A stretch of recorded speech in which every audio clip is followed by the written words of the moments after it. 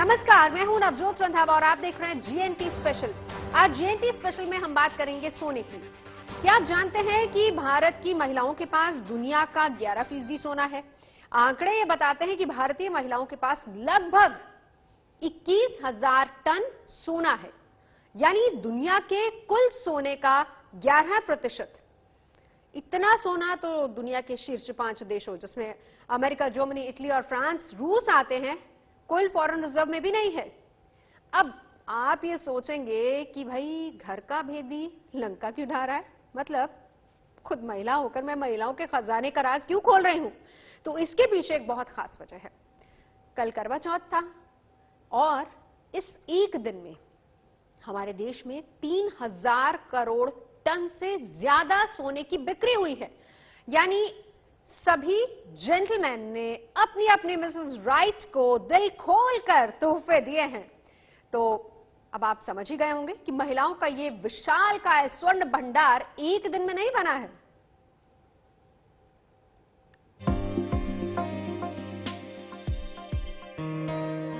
करवा चौथ की रात जब आसमान पर चांद अपनी चमक बिखेर रहा था, उस वक्त धरती एक और सुनहरी चमक से जगमगा रही थी।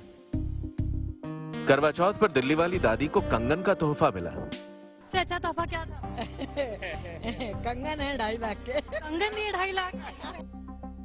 तो कानपुर वाली भाभी का चेहरा जड़ाऊ मंगलसूत्र देखकर खिला। बहुत खूबसूरत गिफ्ट किए हैं, एक चैन गिफ्ट किया है। रायपुर में जहां दीदी को तोहफे में मिली सोने की बाली, करवा चौथ। तो फिर जयपुर में क्यों रहती नई नवेली बहू की कलाई खाली। See, I got a Swarovski diamond bracelet. करवा चौथ पर कोलकाता वाली मिसेस शर्मा नई चेन पर इतराई। मुझे ये गोल्ड चैन करवा चौथ के व्रत में के उपहार के रूप में मिली है। तो वहीं अमृतसर वाली परजाई नई पायल खूब छनकाई। मेरे हस्बैंड ने कल मुझे ये गिफ्ट किया। यानी इस बार मुंबई से हैदराबाद तक, नागपुर से मेरठ तक, जम्मू से इंदौर तक और राजकोट से भोपाल तक करवा चौथ पर आसमान से चंद्रदेव के आशीर्वाद के साथ साथ महिलाओं पर लक्ष्मी जी की भी खूब कृपा बरसी है।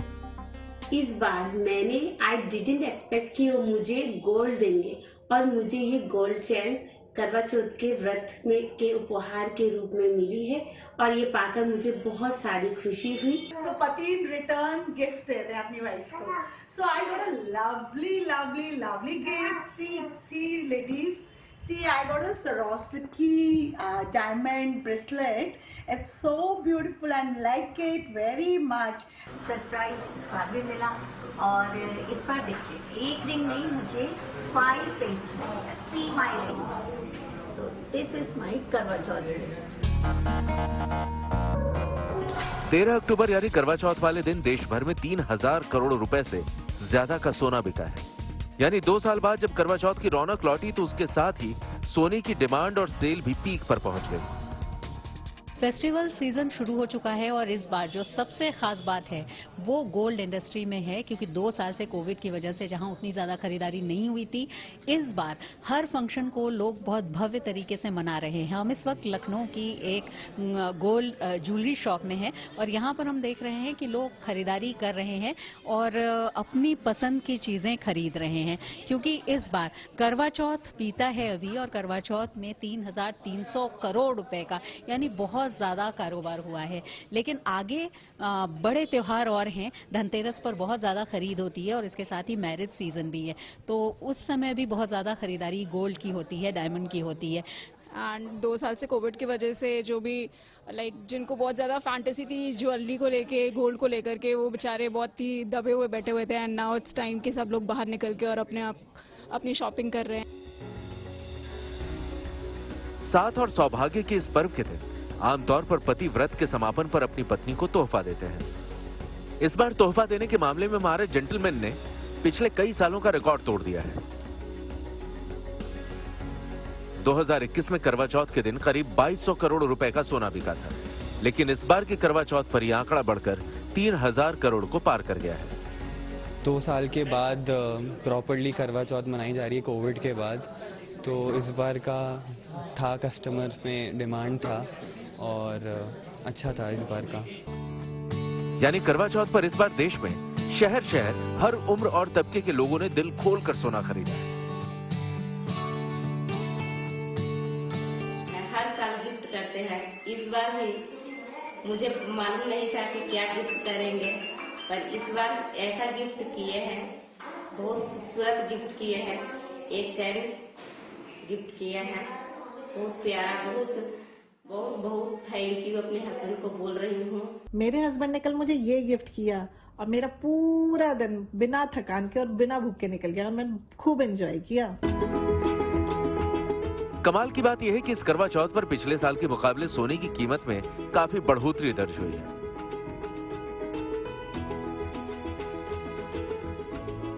तेरह अक्टूबर यानी करवा चौथ वाले दिन राजधानी दिल्ली में 24 कैरेट सोने का दाम 52,000 रुपए प्रति 10 ग्राम पहुंच गया, जबकि 1 किलो चांदी की कीमत 59,000 रुपए तक रही। यानी पिछले साल करवा चौथ के मुकाबले इस बार सोना 3400 रुपए प्रति 10 ग्राम महंगा हुआ है, जबकि चांदी 11,000 रुपए प्रति किलो सस्ती कीमत पर बिकी है। दरअसल कोरोना के चलते 2020 और 21 में करवा चौथ पर देश भर के सर्राफा बाजारों में सुस्ती रही थी, लेकिन इस बार कोरोना से जुड़ी सारी पाबंदियां हटने के चलते न केवल त्योहार अपने पूरे रंग में लौटा, बल्कि कई दिनों पहले से ही बाजारों में जबरदस्त खरीदारी का सिलसिला शुरू हो गया। इस दौरान लोगों ने सोने और चांदी के गहनों की भी जमकर खरीदारी की। कस्टमर इस समय जैसे कोविड के बाद थोड़ा रेट भी बढ़ गया है, तो कस्टमर्स अभी यूजुअली सब लाइट वेट ज्वेलरी में ही पसंद कर रहे हैं। तो हमारे यहाँ मोस्टली लाइट वेट ज्वेलरी का ही ज़्यादा डिमांड है और आगे जैसा लग रहा है शादी और धनतेरस का भी कि उसी में ज़्यादा डिमांड का।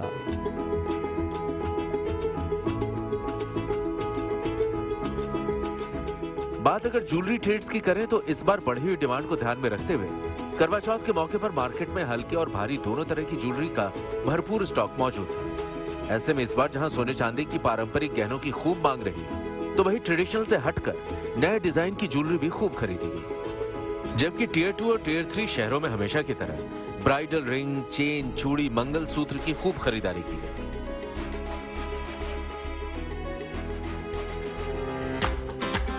यानी अब की बार पूरे 2 साल बाद करवा चौथ के पावन मौके पर जहां एक तरफ साथ और सौभाग्य की प्रार्थनाओं का रंग था, तो वहीं दूसरी तरफ गहनों और उपहार के जरिए प्यार जताने की उमंग भी दिल खोलकर बरसी। लखनऊ से शिल्पी सेन और दिल्ली से तेजश्री पुरंदरे के साथ bureau report, good news today.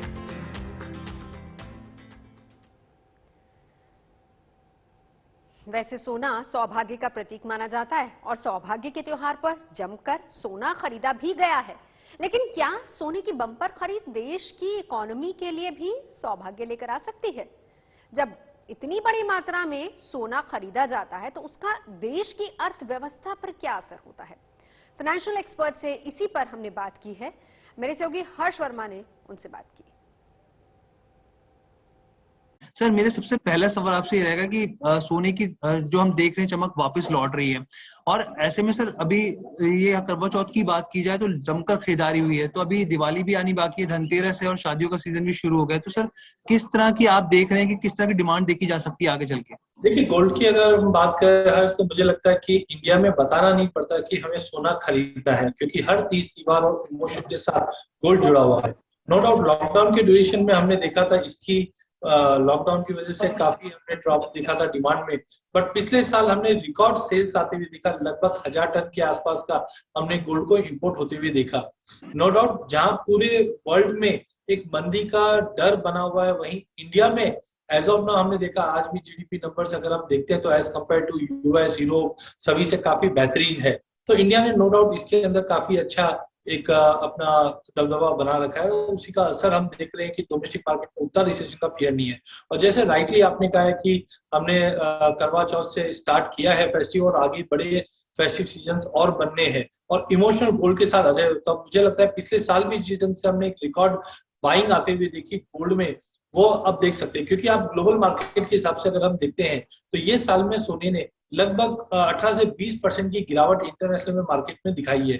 Domestic market में नो डाउट रुपया और इंपोर्ट ड्यूटी को लेकर इतना असर नहीं दिखा, बट 2 साल पहले जो हमने 56,000 का भाव देखा था और अब 51 के करीब या 51 के नीचे ट्रेड कर रहा है, तो काफी वैल्यूएबल है। तो इमोशन के साथ हम वैसे भी बाइंग करते हैं, और प्राइस वाइज भी अगर हम देखें तो कॉम्पिटिटिव है एज ऑफ नाउ। तो डेफिनेटली मुझे लगता है कि अक्षय तृतीया के साथ साथ अभी धनतेरस और दिवाली और न्यू ईयर भी है, यहाँ पे भी हमने देखे नई जनरेशन बाइंग करते हैं। तो आई एम वेरी होपफुल कि अगले महीने 2 महीने के अंदर डिमांड, फिजिकल डिमांड और इम्प्रूव होते हुए दिखाई देगी, जो दिखाई देगी, रिफ्लेक्ट करना चालू हो चुका है। जी सर मेरा अगला सवाल आपसे रहेगा, हमारे दर्शकों को भी सर समझाइए एक बार कि जिस तरीके से जैसे जैसे गोल्ड की डिमांड बढ़ती है तो उससे हमारी अर्थव्यवस्था पर क्या असर पड़ता है सर? देखिए, माना ये जाता है कि हम हमारी जरूरत की चीज को ही इंपोर्ट करें, तो ज्यादा करके इंडिया जो इंपोर्ट करता है वो है कच्चा तेल, edible oil, engineering, electronic items और साथ में गोल्ड भी। लेकिन गोल्ड एक अनप्रोडक्टिव हम बोल सकते हैं कि इंपोर्ट होता है, बिकॉज इंडियन टेंडेंसी है कि जब भी हम सोने को लेते हैं तो वो हमारी तिजोरी में जाकर बंद हो जाता है, उसका उपयोग इंडस्ट्री में नहीं आता। इंडिया को कहा जाता था सोने की चिड़िया, लेकिन दुर्भाग्य बात ये है कि हम टॉप 10 प्रोड्यूसर में नहीं आते, because the cost of extraction is too high in India.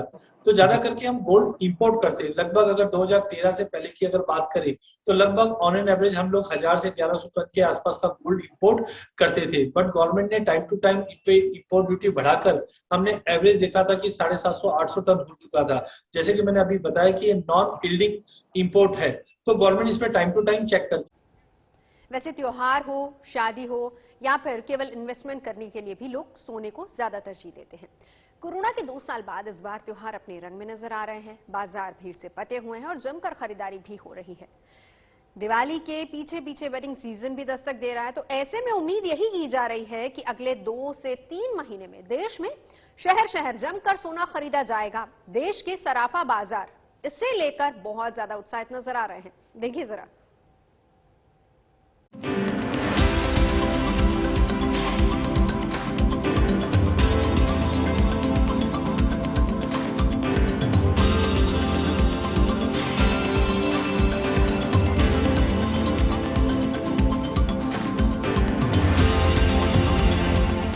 देश में करवा चौथ पर खूब सोना बरसा है, लेकिन ये तो बस शुरुआत भर है।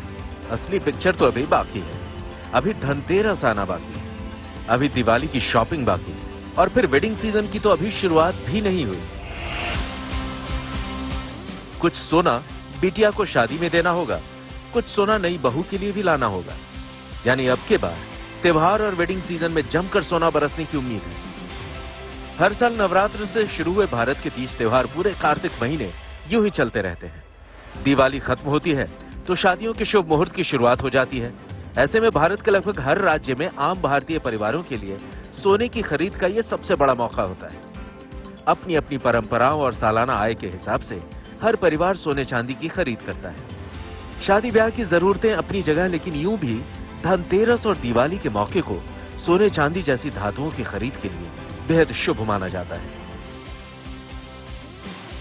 सोना एक समृद्धि की धातु मानी जाती है।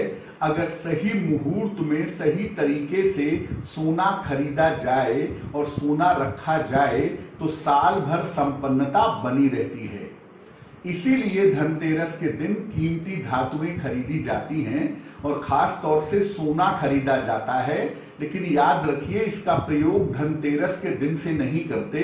जो भी सोने की या चांदी की वस्तुएं हम धनतेरस के दिन खरीदते हैं, उनको रख करके माता लक्ष्मी की पूजा करते हैं दीपावली के दिन, और दीपावली के अगले दिन से उन चीजों का प्रयोग करना शुरू करते हैं। यही वजह है कि हर साल त्योहारों के सीजन में सोने चांदी की सेल आसमान छूने लगती है। अगर all India jewellers and gold Smith federation के बताए आंकड़ों पर नजर डालें तो साल 2021 में धनतेरस के दिन देश में 15 टन गोल्ड की ज्वेलरी बिकी थी। इतनी ज्वेलरी की कीमत लगभग 7,500 करोड़ रुपए आंकी गई थी। इसमें सबसे ज्यादा यानी 1500 करोड़ का सोना महाराष्ट्र में बिका था, जबकि दिल्ली वालों ने धनतेरस के दिन 1000 करोड़ का सोना खरीदा था। वहीं यूपी ने एक दिन में 600 करोड़ रुपए कीमत की सोने की खरीद कर डाली थी। पिछली धनतेरस पर सोने की खरीद करने में दक्षिण भारत के राज्य भी पीछे नहीं रहे थे। दक्षिण भारत के राज्यों में पिछली धनतेरस पर एक दिन में 2000 करोड़ रुपए का सोना खरीदा गया था। बात अगर कोरोना काल के बीच पड़ी 2020 के धनतेरस त्योहार की करें तो ऐसे माहौल और हालात में भी भारतीयों ने एक दिन में लगभग 4500 करोड़ का सोना खरीदा था। इससे पहले 2019 की धनतेरस पर 2500 करोड़ रुपए का सोना खरीदा गया, जबकि 2018 में धनतेरस पर भारत में 5500 करोड़ का सोना बिका था। यानी ये बात तो साफ है कि त्योहार के समय सोने की कीमत चाहे आसमान छू रही हो, लेकिन फिर भी हम भारत के लोग अपने त्योहार को सुनहरा करने के लिए जेब ढीली करने में जरा भी नहीं हिचकते। यही वजह है कि इस बार भी ज्वेलर्स को फेस्टिव सीजन से काफी उम्मीदें हैं। एक हफ्ते में धनतेरस है, तो बस उसी डिमांड को नज़र रखते हुए हम लोग बस जैसे धनतेरस में लोग चांदी ज़्यादा पसंद करते हैं, सिक्के, तो उसी चीज़ में हम लोग कोशिश कर रहे हैं कि वही डिमांड को रखते हुए वैसा कर दे पाएं कस्टमर्स को। सिर्फ त्योहार ही नहीं बल्कि कोरोना काल के बाद अब की बार शादियों का सीजन भी धमाकेदार रहने वाला है। अभी से होटल, बैंक्वेट हॉल और पार्क्स में वेडिंग एग्जीबिशन लगनी शुरू हो गई, जिनमें शादी और फेस्टिवल के कपड़ों के साथ साथ सोने चांदी की ज्वेलरी, लहंगे, साड़ियां, सूट और गिफ्ट आइटम्स की खूब बिक्री हो रही है। यही वजह है कि सोने चांदी के व्यापारी भी इस बार वेडिंग सीजन को लेकर बेहद उत्साहित हैं। उम्मीद तो है कि हो, और होना तो चाहिए, क्योंकि आफ्टर 2 साल बाद एक प्रॉपर्ली धनतेरस होगा, दिवाली होगा, तो उम्मीद तो है। यानी अब की बार करवा चौथ की तरह ही न केवल हमारी धनतेरस और दिवाली सोने से चमकने वाली है, बल्कि अब की बार वेडिंग सीजन में भी देश में जमकर सोना बरसने की उम्मीद की जा रही है। लखनऊ से शिल्पी सेन और दिल्ली से तेजश्री पुरंदरे के साथ bureau report, good news today. यानी ये तो तय है कि पहले फेस्टिव और अब इसके बाद वेडिंग सीजन पर लोग जमकर सोना खरीदेंगे। लेकिन कई लोग सोना सिर्फ इन्वेस्टमेंट यानी कि निवेश के पर्पज से ही खरीदते हैं। खास तौर पर धनतेरस पर सोने में निवेश करने का बहुत खासा चलन है। ऐसे में सोने में इन्वेस्टमेंट करने का क्या खास तरीका हो सकता है, ये हम जानते हैं मेरी सहयोगी साक्षी के साथ। हमारे साथ इस वक्त साक्षी जुड़ चुकी हैं। साक्षी, बहुत स्वागत है आपका। साक्षी, ये भी बताइए कि अब से कुछ ही देर पहले हमने एक्सपर्ट्स की बात भी सुनी थी। वो कह रहे थे कि उन्होंने बताया कि आमतौर पर भारत में सोना ज्वेलरी के रूप में ही ज्यादा खरीदा जाता है, लेकिन लोग खरीदकर लॉकर में ही ज्यादातर रख देते हैं, फिर भूल जाते हैं कि उनके पास सोना कितना है। आप अगर हमारे दर्शकों को ये समझा पाएं कि सोने में इन्वेस्टमेंट करने का सबसे अच्छा और भरोसेमंद तरीका कौन सा है, ताकि आपकी इन्वेस्टमेंट भी अच्छे तरीके से हो जाए और वो यूज भी हो जाए। जी, आपने बहुत ही अच्छा सवाल पूछा है नवजोत, क्योंकि भारतीयों को ये समझना जरूरी है कि हमारा जो सोने से प्यार है वो तो कम नहीं होने वाला, लेकिन अगर निवेश के ऊपर आपका भरोसा है तो निवेश के लिए फिर गोल्ड से भी बेहतर बहुत मार्केट में उन्हें आपको एक्सप्लोर करना चाहिए। जैसे आप कि बहुत से लोग ज्वेलरी खरीदते हैं, उसके बाद लॉकर में पड़ी रहती है। इससे ना ही केवल आपको बहुत ज्यादा नुकसान उठाना पड़ता है, क्योंकि खर्चा होता है स्टोरेज का, और भी मेकिंग चार्जेस के जो खर्चे होते हैं वो आपको उठाने पड़ते हैं। फिर बाद में जाकर अगर आप देखें तो इकोनॉमी पर भी इसका नुकसान होता है, क्योंकि इकोनॉमी गोल्ड के इम्पोर्ट्स के ऊपर भी निर्भर है, क्योंकि गोल्ड इम्पोर्ट लगातार हमारा देश करता आ रहा है, उसका भी इम्पैक्ट। पहले देखते हैं गोल्ड के, फिजिकल गोल्ड के अलावा ऑप्शंस कौन कौन से हैं मार्केट में। पॉपुलर ऑप्शंस है, मैं आपको बताती हूँ। सबसे पहला ऑप्शन है गोल्ड का ETF, यानी कि गोल्ड एक्सचेंज ट्रेडेड फंड्स। अब ये समझने में थोड़ा कॉम्प्लिकेटेड लेकिन बहुत ही आसान है, मैं आपको बताती हूँ। जैसे स्टॉक मार्केट्स में, स्टॉक एक्सचेंजेस में आप शेयर्स में खरीदारी करते हैं, उसके लिए आप एक डीमैट अकाउंट को खोलते हैं जिसमें आप शेयर्स को डिजिटली खरीदते हैं। वैसे ही गोल्ड को डिजिटल फॉर्म में, ETF फॉर्म में एक्सचेंजेस पर जैसे सोना जैसे ट्रेड होता है, शेयर्स जैसे ट्रेड होते हैं, वैसे ही सोना भी ट्रेड होता है। उसके लिए आपको एक डीमैट अकाउंट चाहिए होगा, और वो एक अच्छा ऑप्शन है। ताकि आप गोल्ड के म्यूचुअल फंड्स में भी निवेश कर सकते हैं। जैसे म्यूचुअल फंड्स शेयर्स के होते हैं, वैसे ही गोल्ड के भी म्यूचुअल फंड्स होते हैं, जो कि एक फंड ऑफ फंड की कैटेगरी में आता है, और प्राइमरीली ये भी गोल्ड के ETFs में ही निवेश करते हैं। तो ये एक और विकल्प हो गया आपके लिए। तीसरा एक विकल्प होता है सॉवरेन गोल्ड बॉन्ड। ये गोल्ड बॉन्ड सरकार की तरफ से गारंटीड बॉन्ड्स जो हैं वो रिलीज होते हैं, और RBI इन्हें रिलीज करता है।